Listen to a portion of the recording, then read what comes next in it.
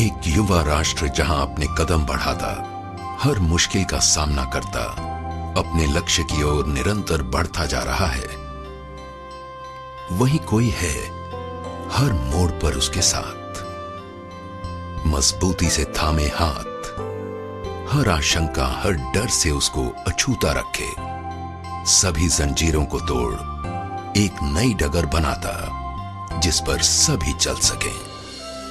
LIC of India.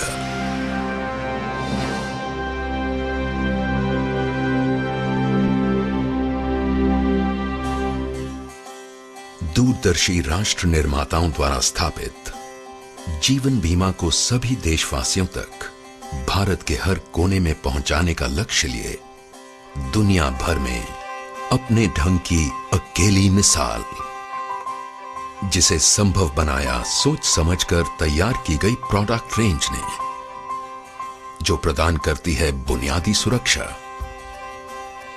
आय में बढ़ोतरी और बेहतर जीवन स्तर। LIC की योजनाएं मदद करती हैं लोगों को उनकी जिम्मेदारियां निभाने में, उनकी रिटायरमेंट के लिए प्रबंध करने में, जरूरतमंदों की सहायता से लेकर समूचे समुदाय का जीवन बेहतर बनाने में। एक मिशन जो साकार हो रहा है उत्साही कर्मियों के अथक प्रयास से।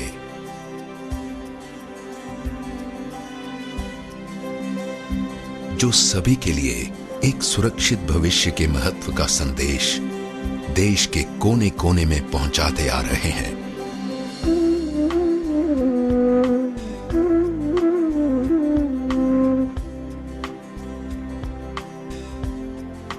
जिनको सक्षम और कार्यकुशल बनाया हर कदम पर मिलते गहन प्रशिक्षण के बल पर। LIC के अपने प्रशिक्षण केंद्रों तथा अन्य प्रतिष्ठित संस्थाओं ने समय के साथ LIC ने एक परंपरागत जीवन बीमा संस्था से अपना दायरा बढ़ाकर हर वर्ग विशेष के लिए बीमा सेवाएं तैयार की हैं, जैसे कि बड़ी कंपनियों के लिए समूह बीमा,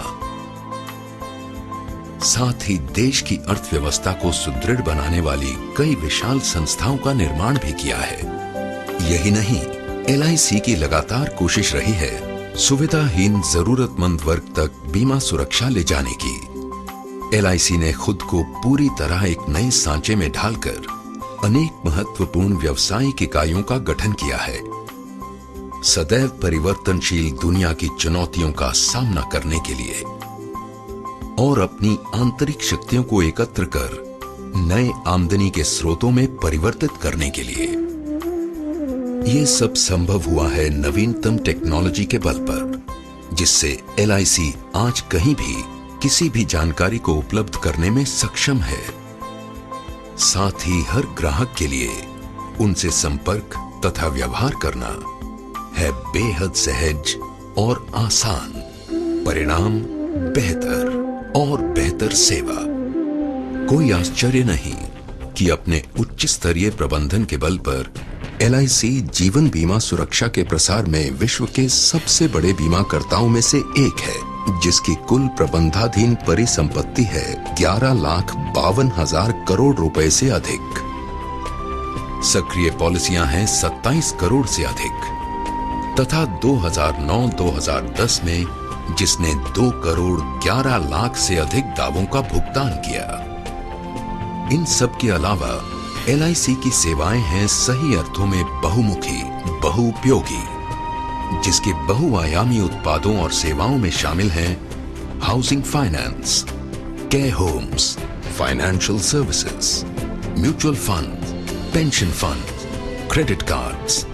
LIC का कार्य विस्तार विश्व के कई अन्य देशों में भी अपनी छाप छोड़ रहा है।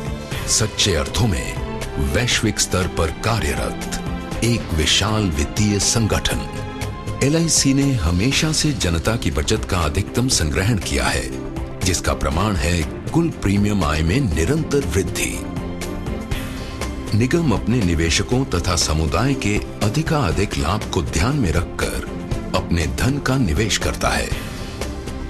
राष्ट्र निर्माण गतिविधियों में सबसे महत्वपूर्ण योगदान देने का श्रेय भी LIC को है। सही मायनों में जनता का धन जन कल्याण में। यही नहीं, LIC ने अपने सामाजिक दायित्व के निर्वाह के लिए एक पूर्णतया समर्पित इकाई शुरू की है, गोल्डन जुबली फाउंडेशन, जो शिक्षा, स्वास्थ्य, नारी कल्याण, वरिष्ठ नागरिक कल्याण, अनाथालयों तथा ग्रामीण भारत में बुनियादी ढांचा सुविधाओं के क्षेत्र में महत्वपूर्ण योगदान दे रही है। LIC ऑफ इंडिया एक जीवंत, गतिशील राष्ट्र की बदलती जरूरतों को अनवरत सहयोग और समर्पण देने हेतु वचनबद्ध है। एक अधिक सुरक्षित जीवन शैली, सभी को एक उज्जवल भविष्य की सौगात देते हुए। अनन्याश्चिन्तयन्तो मां ये जनाः पर्युपासते तेषां नित्याभियुक्तानां योगक्षेमं वहाम्यहम्।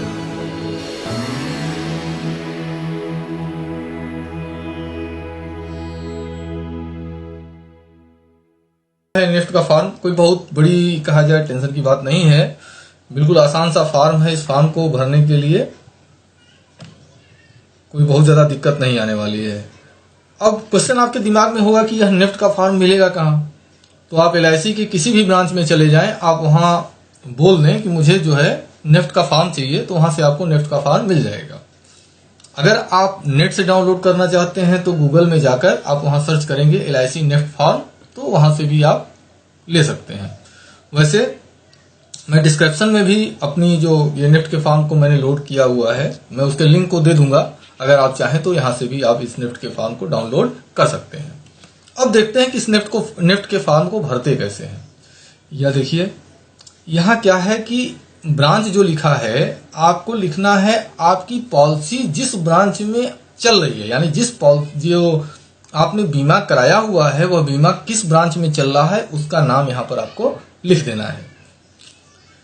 इसके बाद ये देखिए, आपको 6 खाने बने हुए दिखाई दे रहे हैं। 9 डिजिट के 6 खाने हैं। तो LIC का जो पॉलिसी नंबर होता है वो पॉलिसी नंबर भी 9 डिजिट का होता है।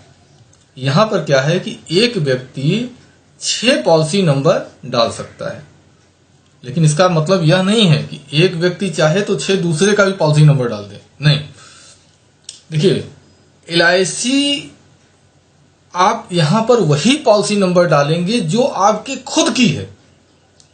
अगर आपने अपने पत्नी की पॉलिसी कराई है या बच्चों की पॉलिसी कराई है तो वो पॉलिसी नंबर यहां पर नहीं पड़ेगा, अदरवाइज यह फॉर्म डिस्टर्ब हो जाएगा या फॉर्म खराब हो जाएगा, ये वैलिड नहीं रहेगा।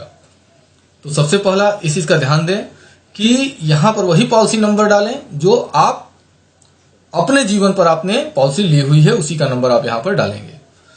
यहां पर पॉलिसी होल्डर का नाम, यानी आप अपना नाम भर दीजिए, जिसकी पॉलिसी है उसका नाम यहां पर होना चाहिए। बैंक नेम का मतलब ये है कि अब आपका खाता जिस बैंक में चल रहा है, यदि आपने खाता स्टेट बैंक ऑफ इंडिया में खोल रखा है तो स्टेट बैंक ऑफ इंडिया यहां लिख दीजिए, यूनियन बैंक ऑफ इंडिया है यूनियन बैंक ऑफ इंडिया लिख दीजिए। मतलब ABCD जो भी बैंक में आपका खाता चल रहा है उस बैंक का नाम यहां पर लिख दें। इसके बाद बैंक का एड्रेस, यानी आपकी बैंक की जो शाखा है वो कहां पर है, आपकी जो ब्रांच है बैंक की वो ब्रांच कहां पर है उसको आपको यहां पर लिखना होगा।